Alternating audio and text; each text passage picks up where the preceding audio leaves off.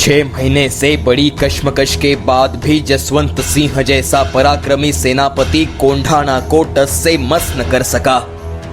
मिर्जा राजे इस अजिंक्य कोंढाणा को देखकर खुद पर निहायत खुश हुए, क्योंकि कोंढाणा जैसे 22 किले केवल 3 महीनों में वे भी बिना लड़े दिमाग से जीते थे।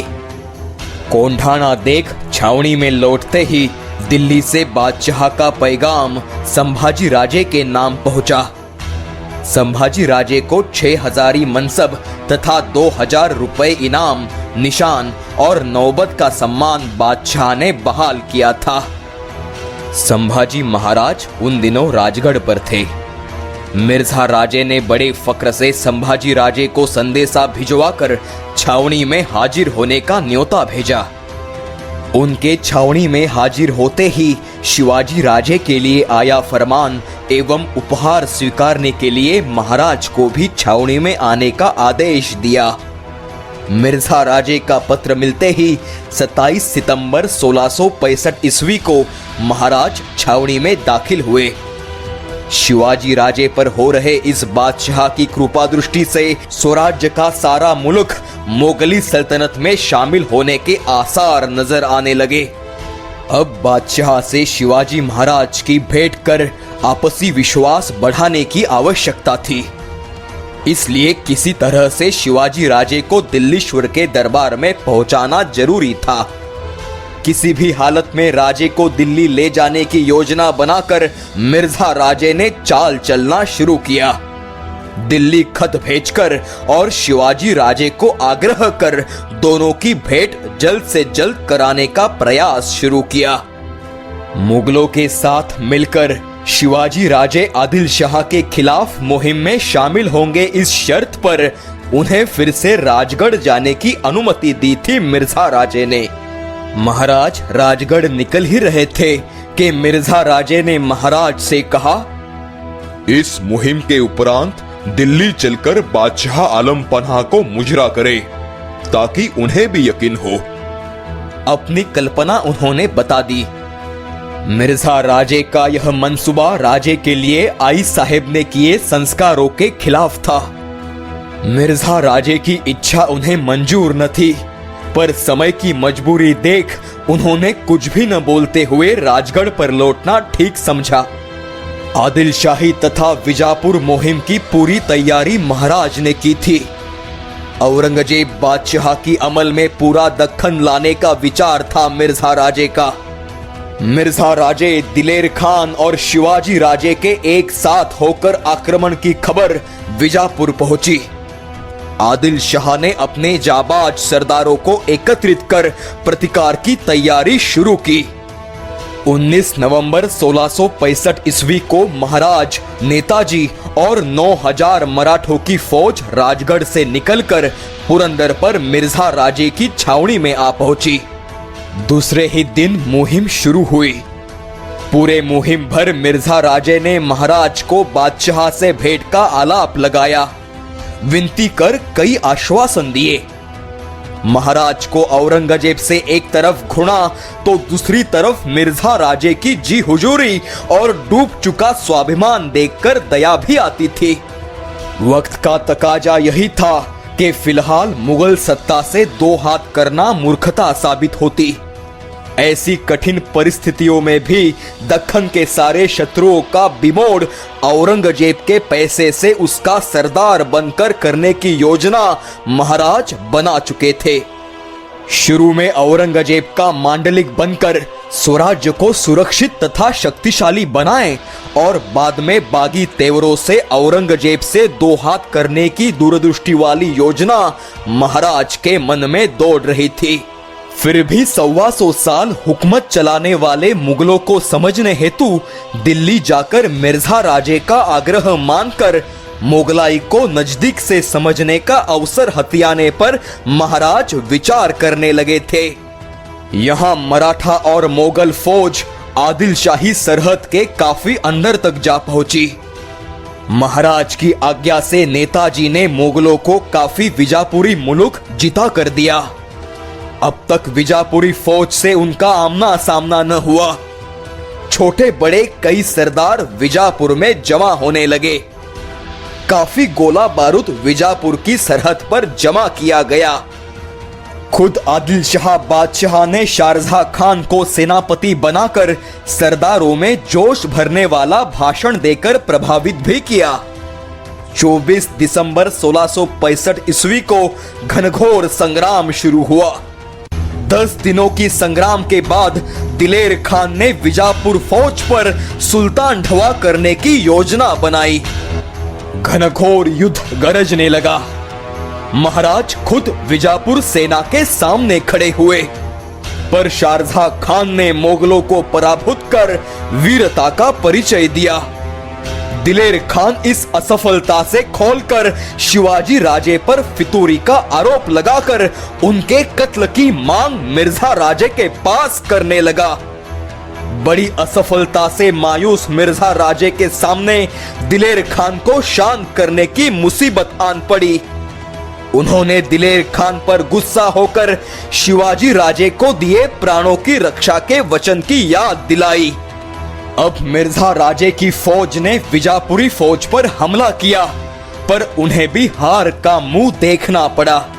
बौखलाए दिलेर खान ने मिर्जा राजे को कहा, आप पर आज भी नहीं आएगी ऐसी बखूबी से मैं शिवाजी का कत्ल करता हूँ। दिलेर खान की नादानी गलती से भी शिवाजी राजे के कानों तक पहुंची तो बड़ी मुश्किल से जमाया खेल बिगड़ जाता। दिलेर खान की मूर्खता के कारण शिवाजी ने विद्रोह किया तो बरसों से कमाई इज्जत मिट्टी में मिल जाने का खतरा था। विजापुरी फौज से लड़ने की दिक्कतें तथा मुश्किलें देख मिर्जा राजे ने पीछे हटना मुनासिब समझा। मिर्जा राजे की इस निर्णय को सुनकर विजापुर जीतकर वहां पानी पीकर ही दम लूंगा ऐसी प्रतिज्ञा किया दिलेर खान और ही क्रोधित हुआ। जोश में आए विजापुरी सेना ने मुगलों की सेना में तबाही मचाई। आस पड़ोस के कुओं में जहर मिला दिया। इसी बात को लेकर मिर्जा राजे और दिलेर खान में झगड़ा हुआ। इसी मौके पर महाराज ने विजापुर करो से पन्हाड़गढ़ जीतने की आज्ञा मांगी, जिससे पन्हाड़ा बचाने मोगलों का ध्यान भी बिखरे और प्यारा पन्हाड़ा कब्जे में भी आए। मिर्जा राजे ने तुरंत अनुमति दी। दिलेर खान और शिवाजी राजे को एक साथ रखना वैसे भी एक म्यान में 2 तलवारें रखना था। 11 जनवरी 1666 ईस्वी को महाराज ने सेना समेत पन्हाड़गढ़ की तरफ रुख किया। अगले 5 दिनों में ही उन्होंने गढ़ पर हमला किया। विजापुर पर लक्ष्य केंद्रित होने से पन्हाड़गढ़ से भारी प्रतिकार की अपेक्षा न थी, लेकिन पन्हाड़ा से जोरों का प्रतिकार हुआ। फलस्वरूप महाराज को विशालगढ़ की ओर भागना पड़ा। विशालगढ़ से विजापुर मुल्कों में तबाही मचाने उन्होंने सेना भेजी। विजापुर दरबार में शिवाजी राजे के हार का जश्न मनाया गया। पन्हाड़गढ़ की लड़ाई में नेतोजी सही समय पर सेना लेकर न पहुंचे, इस कारण महाराज ने उन्हें सेनापति पद से पदच्युत किया। नेतोजी ने विजापुर दरबार में अर्जी दाखिल की। वह तुरंत स्वीकार होने से स्वराज्य से निकलकर यह प्रति शिवाजी विजापुर दरबार की ओर से लड़ने लगा। यह देख मिर्जा राजे आशंकित हुए। यह शिवाजी राजे और नेतोजी की कोई चाल होगी, ऐसा उन्हें संदेह हुआ। यहां आदिल शाही सेना का जोश बढ़ाने वाली एक घटना अनायास ही घटी। गोवलकोंडा के कुतुब शाह ने खुद होकर विजापुरों के मदद हेतु 50,000 की फौज भेजी। पहले ही आदिल शाही सेना भारी पड़ रही थी, ऐसे में कुतुब शाही फौज के आने से मिर्जा राजे चिंतित हुए। उन्होंने बादशाह को पत्र लिखकर जल्द से जल्द शिवाजी राजे को दिल्ली बुलाकर कृपा करने की विनती की। अगर अब शिवाजी बागी बना तो सारी मेहनत बेकार होने का अंदेशा जताया। मिर्जा राजे का पत्र रंग लाए। इसी बीच 22 जनवरी 1666 ईस्वी को औरंगजेब के पिता शाहजहां की कैद खाने में मृत्यु हुई। औरंगजेब का सिरदर्द चला गया। उसने वजीरों को हुक्म दिया, फरमानों में अब आला हजरत का नाम फिरदौस आशियानी लिखा करे। अपने बहनों की मातम पुरसी कर वह दिल्ली लौटा। मिर्जा राजे नेतोजी को गुप्त रूप से संपर्क कर उन्हें मुगल फौज में जोड़ने का प्रयास करने लगे। ऐसे में दिल्ली से शिवाजी भोसले को आगरा भेजा जाए, ऐसा फरमान आया। औरंगजेब ने शिवाजी राजे को आगरा भेजने की सारी योजना खत में लिखकर भेजी थी। मिर्जा राजे ने तुरंत महाराज को आगरा रवाना होने का फरमान दिया। सर सेनापति पद से नेतोजी को हटाने के बाद राजगढ़ पर स्थित कुर्तोजी गुजर को सरनौबत का शेला बहाल कर उन्हें प्रताप राव के किताब से सम्मानित किया। कुर्तोजी गुजर अब प्रताप राव गुजर बने।